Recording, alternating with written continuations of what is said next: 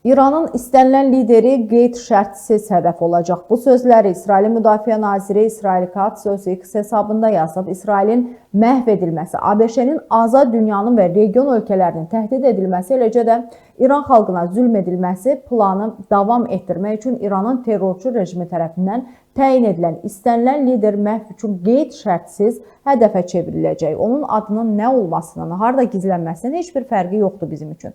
Baş nazir və mən İsrail Müdafiə Qüvvələrinə tapşırmışıq ki, hazırlıqlara başlasınlar və Aslanın nərəsi əməliyyatı üzrə qarşıya qoyulan məqsədlərin ayrılmaz hissəsi kimi bu missiyanı yerinə yetirmək üçün bütün mövcud vəsaitlərdən, daha doğrusu vasitələrdən istifadə eləsinlər. Biz rejimin imkanlarını məhv eləməyi, onun devrilməsi və İran xalqı tərəfindən əvəzlənməsi üçün şərait yaratmaq üçün ABŞ-li tərəfdaşlarımızla birlikdə bütün gücümüzlə işləməyə davam edəcəyik deyə İsrail Katz belə bir iddialı açıqlama verib.